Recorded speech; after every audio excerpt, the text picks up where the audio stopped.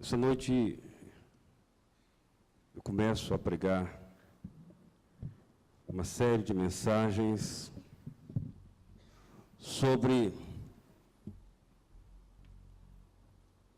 as perguntas e as afirmações de Jesus, quando ele disse quem de fato ele é. E a partir da compreensão de saber quem ele é, nós somos chamados a escolher para onde ir. O Evangelho de João registra 7 afirmações de Jesus acerca dele mesmo.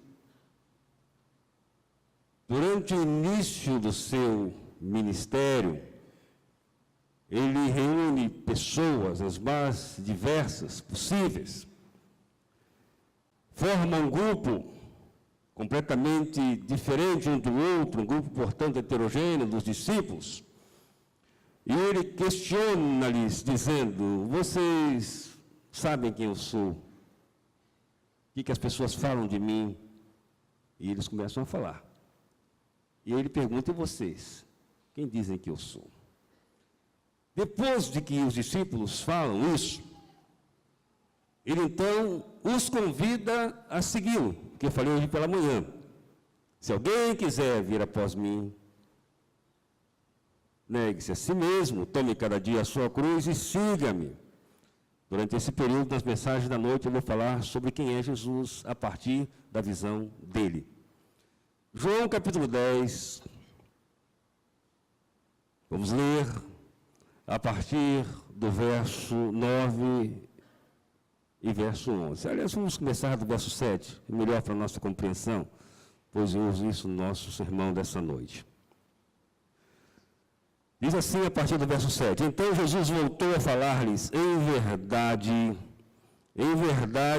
vos digo, eu sou a porta das ovelhas. Todos os que vieram antes de mim são ladrões e salteadores, mas as ovelhas não os ouviram. Eu sou a porta. Se alguém entrar por mim, será salvo. Entrará e sairá, e achará pastagem. O ladrão vem somente para roubar, para matar e destruir.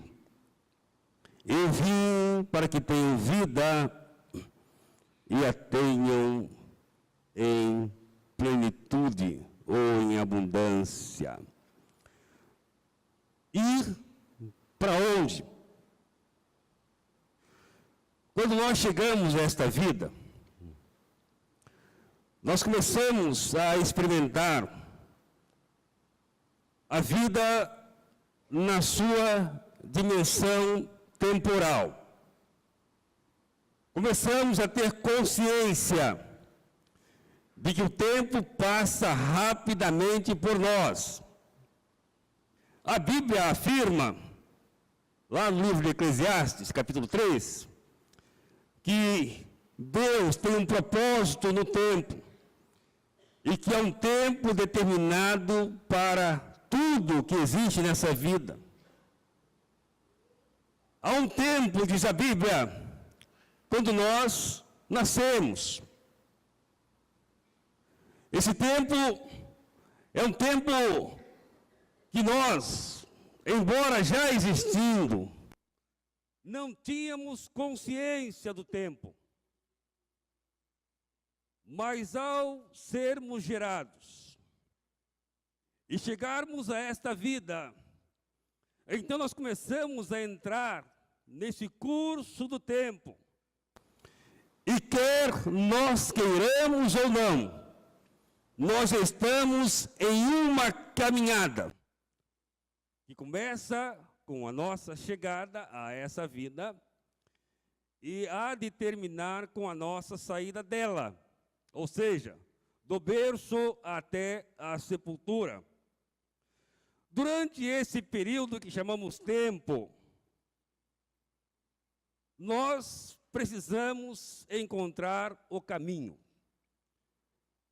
Quando Jesus reúne a sua igreja ainda pequenina, ele quer chamar a atenção daqueles que eram seus ouvintes sobre quem ele de fato era. E quem entendesse quem ele era, poderia saber para onde deveria ir. Jesus deixou claro na sua passagem nessa terra que nenhum de nós, por mais grandioso que seja o nosso conhecimento, por maior que seja a nossa capacidade, por maiores que sejam nossos bens, nenhum de nós vai estar caminhando para sempre aqui.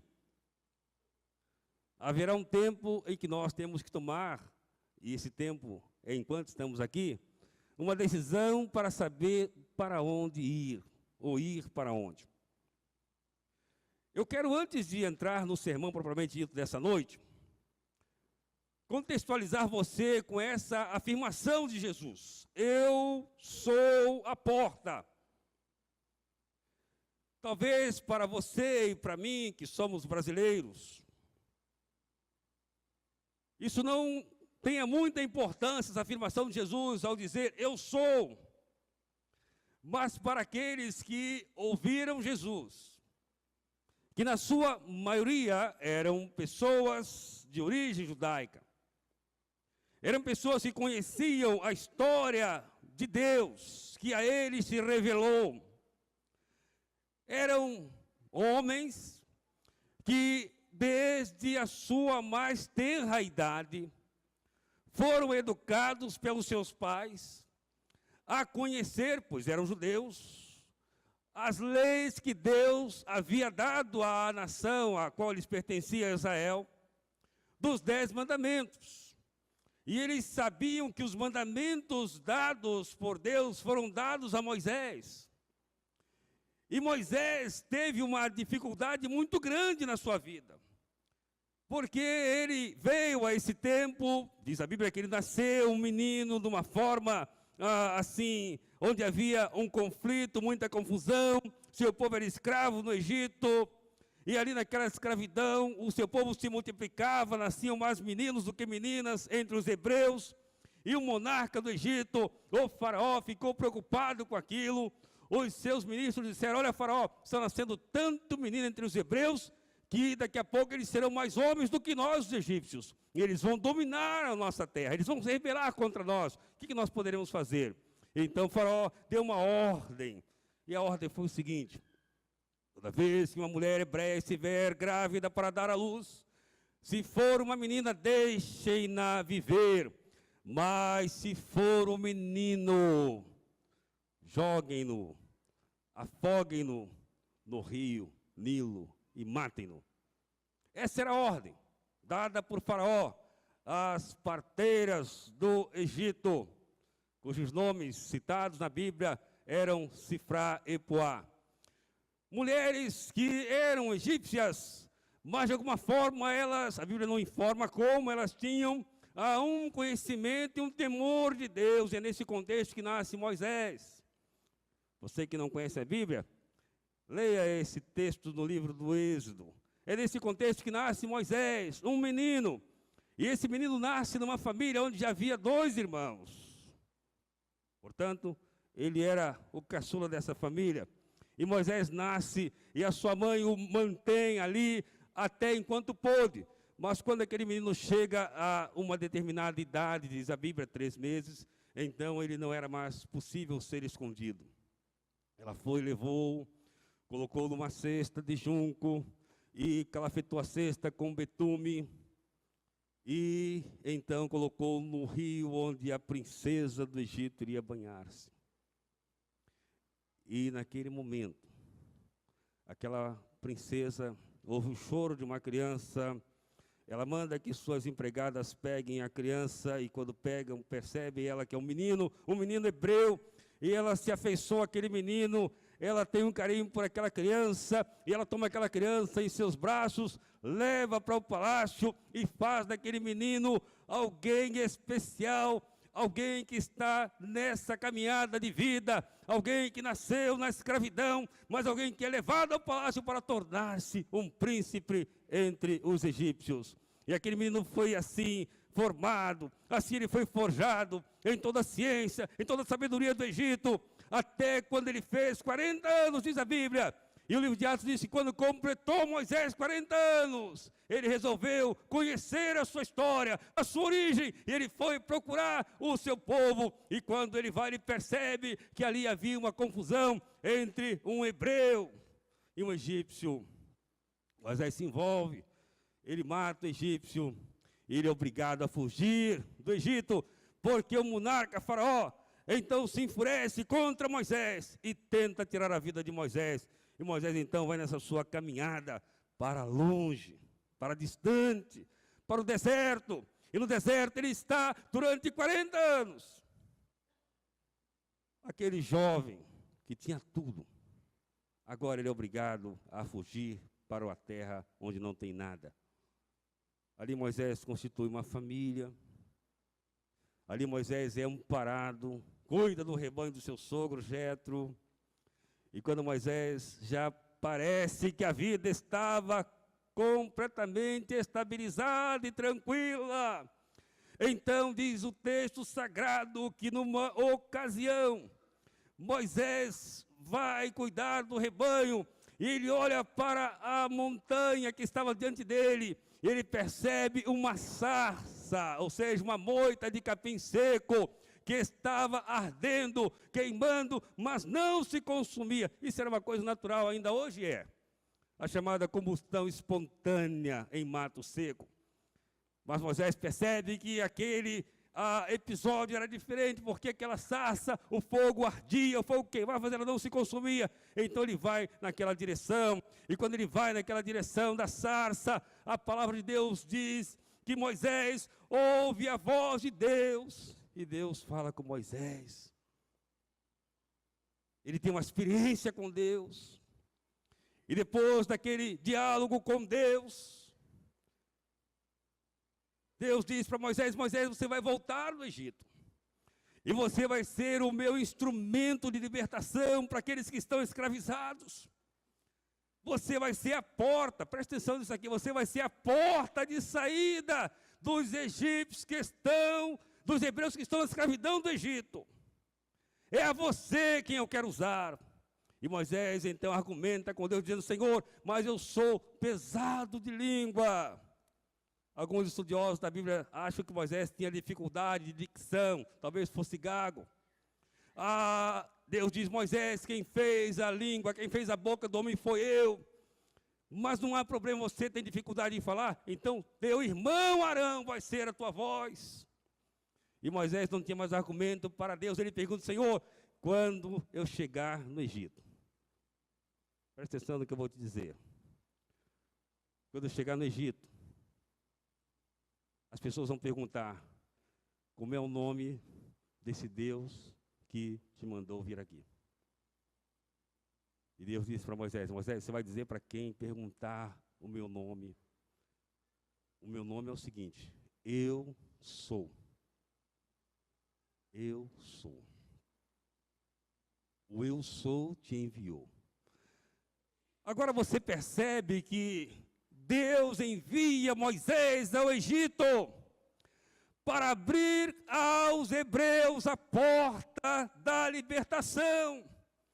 Deus envia Moisés ao Egito para tirar aqueles que estavam na escravidão para uma liberdade, para uma terra que manda leite e mel. E Jesus usa a mesma expressão aqui, dizendo: eu sou. Eu sou a porta, ou seja, a expressão grega egoimi, que ele usa 7 vezes em João, Eu sou a porta da libertação. Eu sou a porta da saída. Eu sou a porta por onde você deve ir. Eu sou a porta para onde o homem encontra plena e total realização. Eu sou a porta. Então agora você pode entender como é que repercutia na mente do judeu, na mente dos discípulos, na mente daqueles que ouviram Jesus dizer: eu sou a porta. Ou seja, ele estava usando a mesma expressão que Deus usara há muitos anos atrás para com o seu servo Moisés, ali no deserto de Midian. Jesus agora traz essa realidade para ele, dizendo: eu sou a porta. Ou seja, para onde ir? Precisamos ir pela porta. E a porta é Jesus.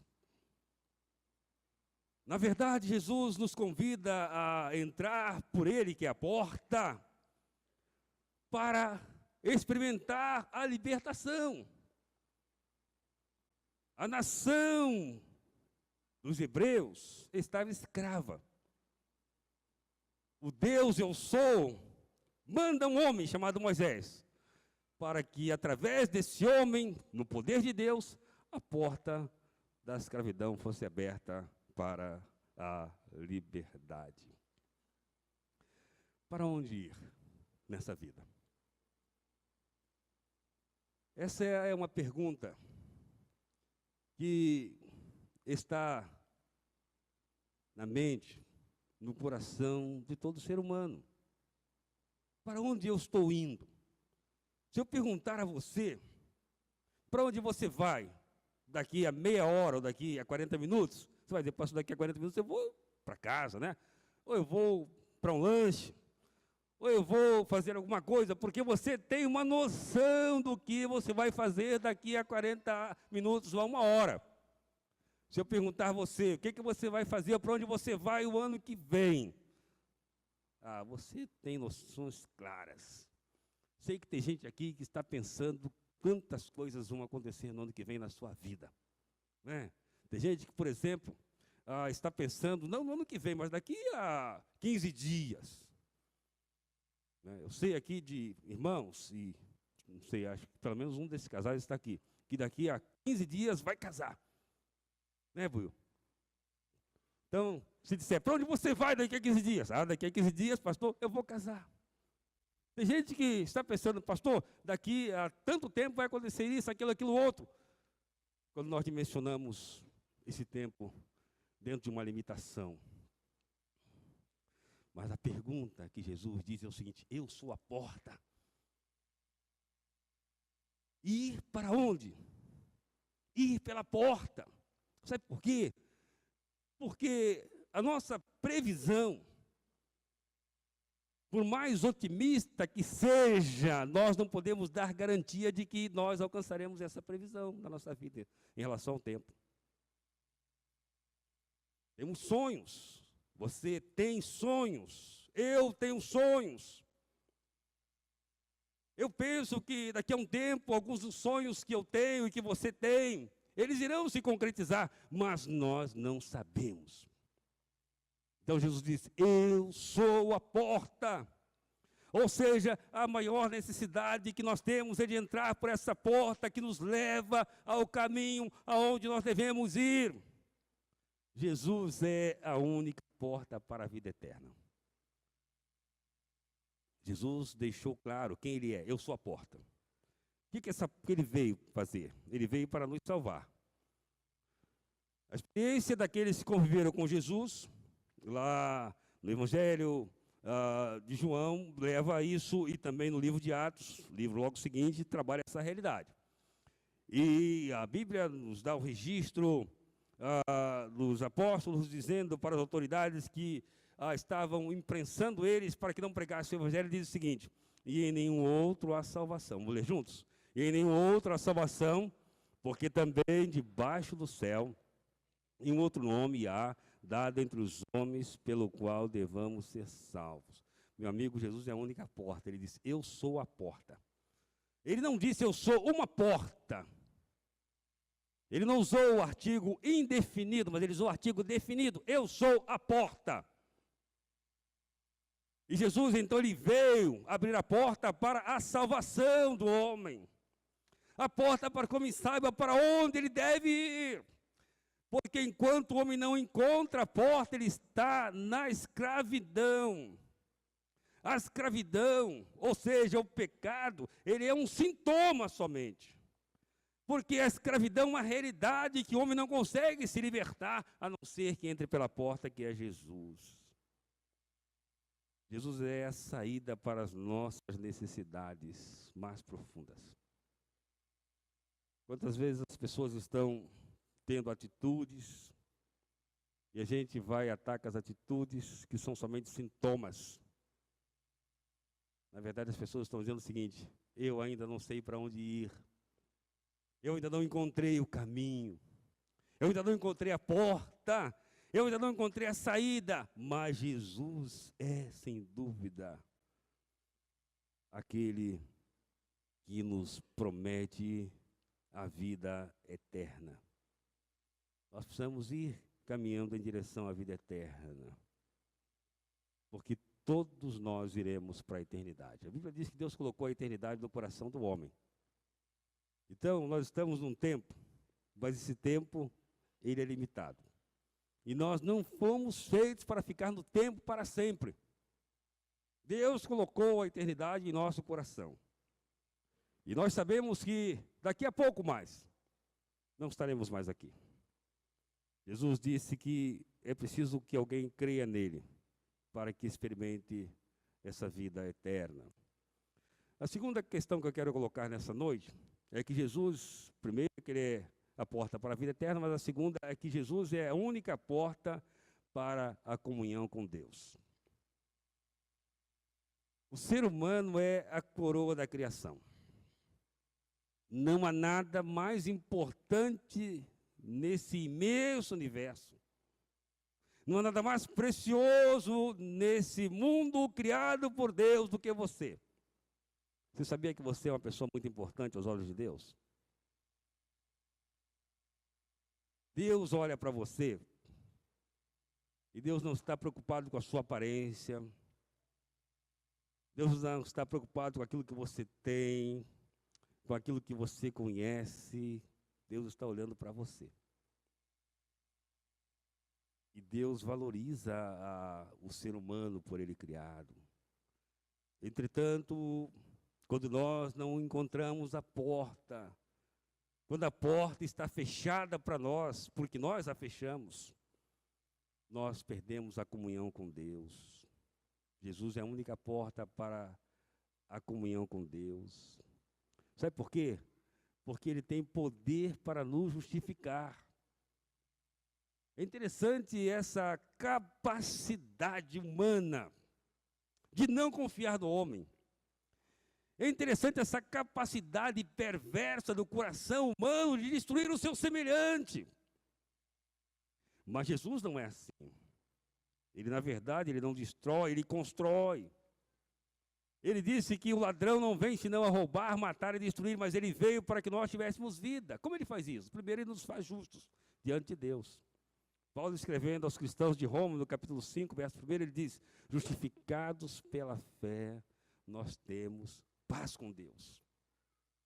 Então, aquilo que falta na mente, aquilo que falta no coração, a paz, Jesus, na reconciliação, nos faz ter paz com Deus. Em Cristo nós somos de fato reconciliados. Ele escreve na segunda carta aos Coríntios, capítulo 5, verso 18, que Deus fez isso através de Jesus e nos deu o ministério da reconciliação. Por quê? Porque Deus, diz Paulo, estava em Cristo reconciliando consigo o mundo, não os imputando pecado. Ou seja, em Jesus, Deus veio até aonde você e eu estamos. Em Jesus, Deus tornou-se como um de nós. Em Jesus, Deus assumiu a minha dívida. Em Jesus, Deus pagou o preço. Em Jesus, Deus me dá a libertação. E, finalmente, Jesus é a única porta para a liberdade plena. Veja o que ele diz. Eu sou a porta. Vamos ler juntos? Eu sou a porta. Se alguém entrar por mim, salvar-se-á, e entrará, e sairá, e achará pastagens. Ou seja, não existe ninguém que seja como Jesus.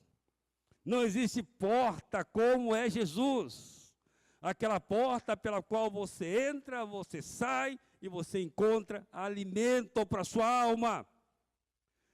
Durante o curso dessa vida, quantos não são os seres humanos que entram por caminhos que levam-os à destruição? As pessoas chegam a um ponto que elas não suportam a vida. Não importa se famosas ou anônimas. Nós temos tido notícias que nos causam choque, impacto. Pessoas famosas, algumas, as quais nós, às vezes, até reverenciamos. Mas essas pessoas, elas entraram por uma porta que não era Jesus e não encontraram saída. Pessoas talentosas, pessoas inteligentes, mas não encontraram a saída. Artistas dos mais variados, pessoas que arrastaram multidões, pessoas que até um tempo já passaram pelas igrejas, mas não encontraram a porta, ou não entraram pela porta. E porque não entraram pela porta, elas entraram numa porta sem saída. E destruíram a sua vida. Porque essa é a realidade de quem não entra pela porta, que é Jesus. Não aguenta. Chega um ponto que o peso é tão grande, que a angústia é tão tremenda, que só existe na mente de pessoas assim uma saída: vou acabar com a vida. A vida não vale a pena ser vivida, porque na vida não há saída. Eu não sou músico, gosto da música. De vez em quando me arrisco a cantar, os irmãos têm paciência, me ouvem cantar às vezes, né? Mas há pessoas que cantam e me encantam, sejam elas evangélicas ou não. Por exemplo, aquela cantora americana, Whitney Houston, que voz maravilhosa. Que voz. Chega um momento na vida dela, estou falando isso em público porque é um fato notório, em que ela não tinha mais saída. A porta por onde ele entrou, uma porta de fama, de sucesso, de dinheiro, muito dinheiro, uma porta onde as pessoas reverenciavam-na muito, mas chegou um momento onde não tinha saída, porque a porta não era Jesus. Talvez nenhum cantor foi tão famoso como Michael Jackson. Desde pequenino, né, nos Jackson 5. Impressionava as pessoas. Ele tinha o poder de atrair multidões. Soma incalculável de recursos. Mas ele entrou por uma porta. Todo o talento que ele tinha, sem saída. Porque sem Jesus não há saída.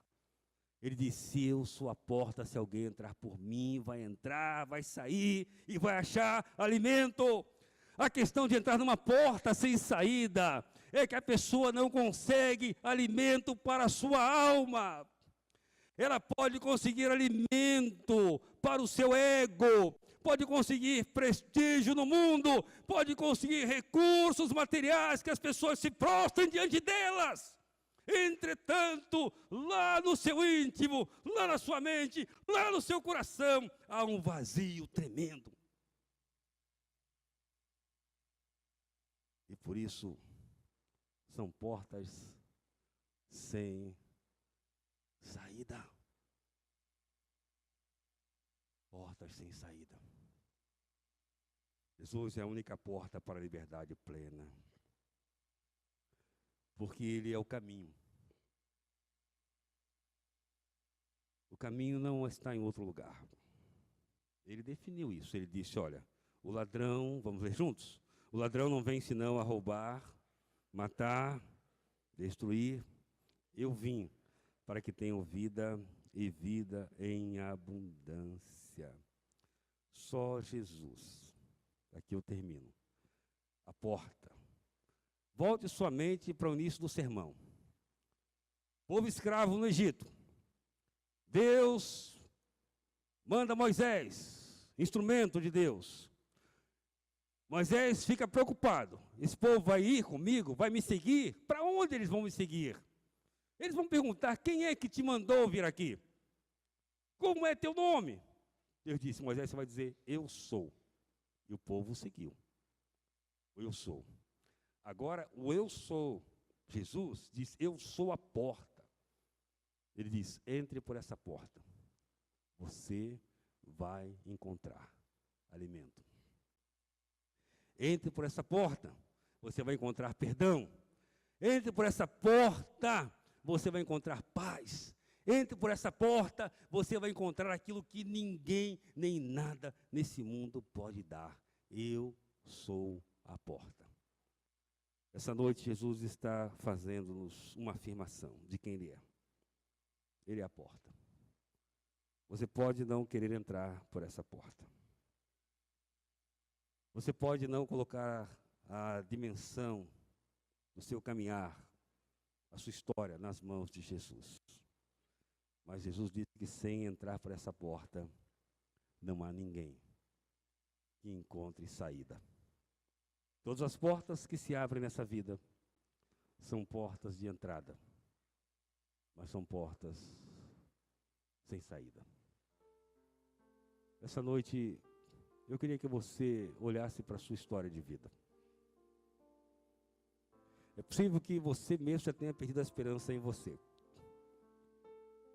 É possível que muita gente tenha dito para você, não tem jeito mais a sua vida.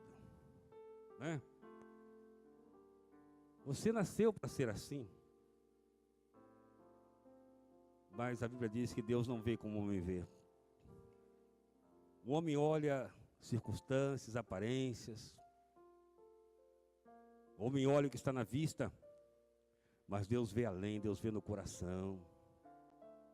E Deus tem poder para restaurar. Aquilo que Satanás veio fazer, ele veio destruir. Ele veio apontar caminhos. Caminhos para a gente entrar. E a gente entra às vezes. E esses caminhos satisfazem durante um tempo. Mas depois é o vazio. Sabe por quê? Porque não tem saída, não. É desespero, porque não tem saída. Essa noite eu queria que você colocasse a sua história, a sua vida, o seu caminho nas mãos de Deus. E que você alcance o descanso, a consolação que existe no poder de Deus. Você está sem saída? Jesus é a saída. Ele disse, eu sou. Tem duas coisas aí. Ou ele era um mentiroso, que eu creio que ele não era, porque ele é Deus. A Bíblia diz que não é possível que ele minta. Ou então, ele é a grande verdade, a grande saída. Eu sou a porta. Eu quero fazer um convite a você. Convite da parte de Deus. Ir para onde? Ir para onde? Para onde você está indo? Deus tem poder. E o convite é esse, venha para os braços de Jesus nessa noite. Entregue a sua vida para Ele. Confie nele. Ele tem poder. Não importa o que você fez, não importa. O que importa é que é preciso confiar nele. Eu quero nessa hora orar por você que está aqui nesse culto e você que entendeu essa mensagem, você com quem Deus falou com poder nessa noite e você está disposto a tomar uma atitude e dizer: pastor Joel, nessa noite eu quero me colocar nas mãos de Deus. Se você é alguém assim, aonde você está, eu quero pedir a você a gentileza de você levantar uma das mãos bem alto, dizendo: pastor, olha, nessa noite eu estou aqui nesse culto, Deus falou no meu coração, na minha alma, e eu quero me entregar nas mãos de Deus, eu quero me colocar à disposição do poder de Deus. Alguém nessa noite, se houver, se manifeste onde você está. Levante bem alto sua mão para que eu possa ver, esteja você lá em cima, aqui embaixo. Talvez alguém que está afastado e quer nessa noite regressar à comunhão da igreja, através de uma experiência com o Senhor. Esse apelo é para você também. Alguma pessoa nessa condição, nesse culto, se houver, se manifeste nessa hora. Nós vamos orar nessa hora. Aqui estão algumas pessoas, estão tomando a sua decisão. Mas se você está aí numa luta, quem sabe, né? Para onde eu vou? Vem para Jesus. Coloque sua vida nas mãos de Jesus nessa noite. Pai Celeste, nós te agradecemos muito pela certeza de que o Senhor nos abre a porta para a vida plena. Essa noite, te agradecemos porque o Senhor dá liberdade à igreja para pregar esse evangelho. Dá liberdade a pessoas para tomarem a decisão de escolher para onde ir. Ó Deus, obrigado por essas decisões e abençoa também aquelas pessoas que estão numa luta muito grande diante da pessoa de Jesus. Que o Senhor permita essas pessoas, o quanto antes, reconhecerem quem Jesus é. Que o Espírito continue a trabalhar nessas vidas. Oramos assim em nome de Jesus. Amém, Senhor.